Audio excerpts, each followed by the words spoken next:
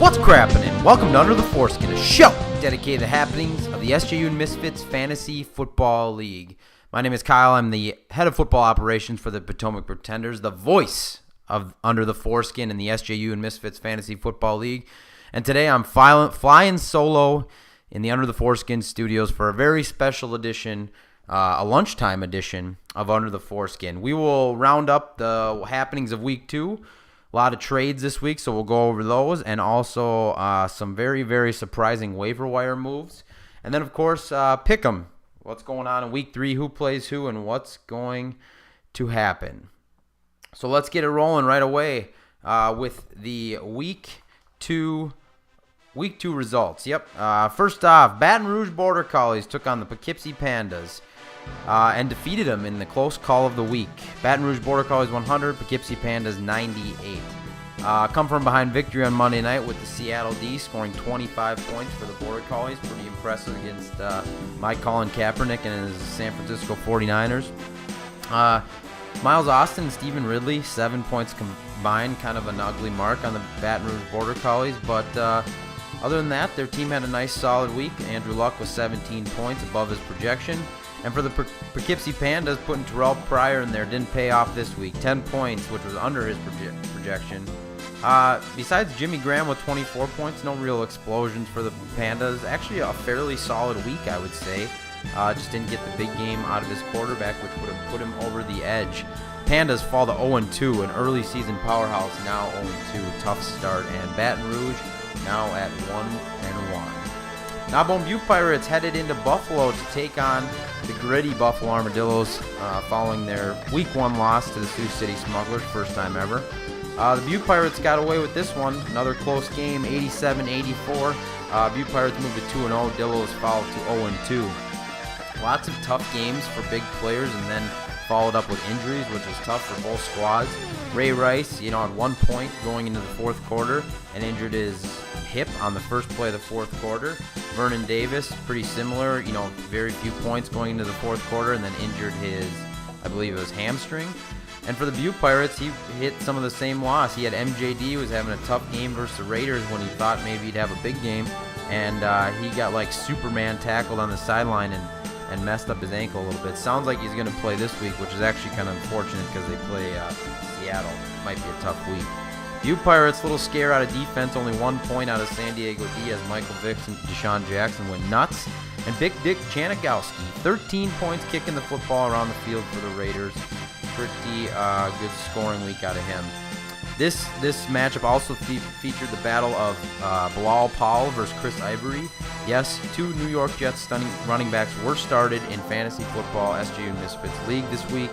Powell got the better of this one, scored the touchdown, 12 points to Ivory's 5. Buffalo Dillos, one of the only bright spots for them this week as Powell outscored Chris Ivory. Flint Tropics move up to 1-1 as they knock off the Sioux City Smugglers in a little bit of an upset, who also fall to 1-1. Tropics 96, Smugglers 77. Big game out of Dez. Actually, I should say big first 5 plays. He had 21 points before the blink of an eye. And Run DMC, nice yardage game with 13 points. If he gets in the end zone, you got a huge week out of him, but he didn't. And I guess Flint Tropics celebrating as Run DMC is healthy for yet another week. Smugglers, bad week for Tom Brady. You'd have to ask the Hollywood Hotties as they've had him for the past 2 years. 11 points. I don't remember the Hotties ever only scoring 11 points with Tim Brady. Tough week on Thursday Night Football. It seems to be weird. Teams just don't seem to score nearly as much. Tampa Mike with the big donut. Mike Williams, 0 points. And Frank Gore, tough week against that gritty Seahawks D, only scores 2. Polish Sausage Wallets moved to 2-0 with a 108-51 win over the Waco Wrinkle Beasts, who fall to 0-2. This was the blowout of the week. And actually the Sausage Wallets with a big donut on their scoreboard, and Quan Bolden after a monster week 1. Comes back to earth a little bit with Richard Sherman draped all over him all game. 0 points for Anquan Bolden. But Julio Jones, LaShawn McCoy, and RG3 picked up the slack. 25, 17, and 22 points out of those 3. Those 3 alone would have beaten the Waco Wrinkle Beasts and my team and Elson's team. So nice week from those 3 players. Sean McCoy looking maybe like the the keeper of the draft. I was a little suspect when he kept him, but maybe that was just because I really wanted to win him in the auction.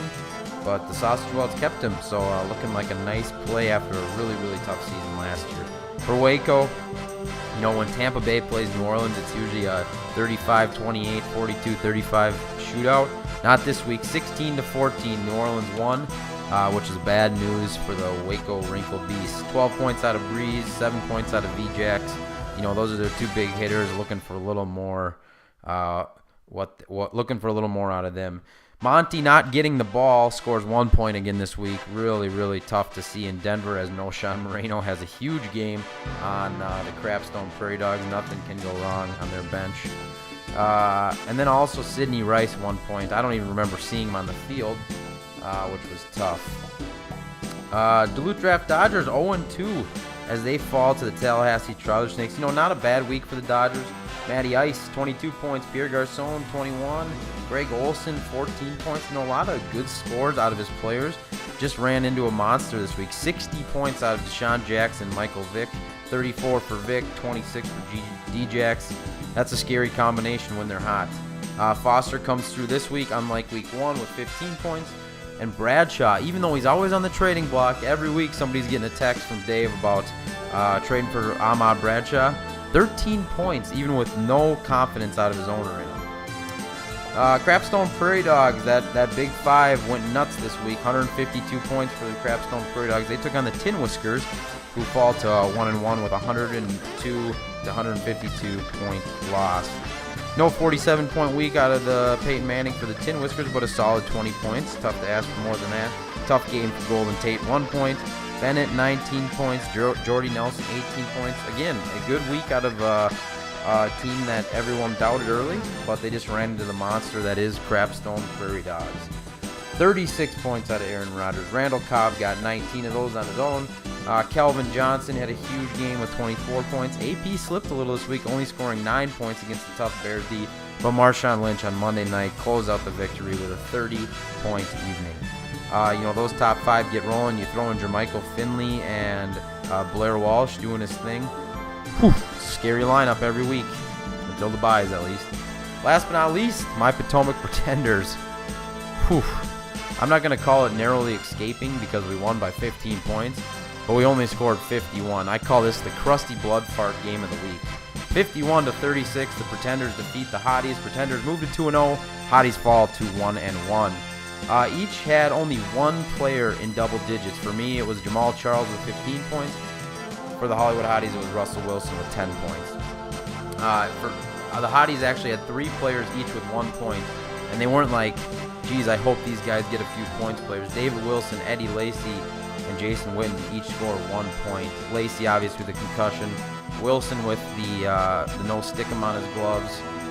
Just didn't work out well for the Hotties this week. They look to bounce back next week. Big week of trades this week. It all started on, let's see, it was Sunday morning when I traded Lamar Miller to Joik Bell. A little bit of panic moment for me. I feared that Lamar Miller was going to have a bad game and have no value, and I wanted to snag up a guy that I think is probably the best handcuff in the league, with as much as Reggie Bush gets hurt in Joik Bell. Of course, Reggie went down this week, and Joik had some nice yards and catches in his place. And Lamar Miller, though, bounced back, scored a nice touchdown, had 50, 60 yards, something like that. So, actually, I hoped that Lamar Miller would crap his pants again, and I'd look like a genius. I'm saying I don't look like a genius, but I'll take the outcome. There was also a little bit of a shady incident Saturday night, as the president and CEO of the Sioux City Smugglers, Roger Schlachter, he stole my phone, and I'm not really sure when he did it. I think it was after we got back from the bar. I might have been sleeping. I might have been eating pizza. But he tried to come up with a trade of A.J. Green from the Potomac Pretenders for Vincent Brown from his Sioux City Smugglers. He then proceeded to take my phone, accept the trade.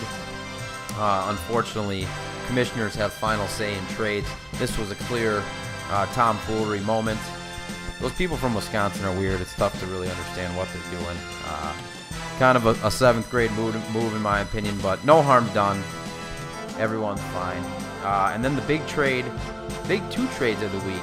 First, Baton Rouge Border Collies receive Arian Foster and Malcolm Floyd for Stephen Ridley, Hakeem Nicks, and Chicago D. Personally would have liked to see the Border Collies get one more player out of that, maybe a Brian Hartline type, just because of Nicks, Ridley, and Chicago D's value.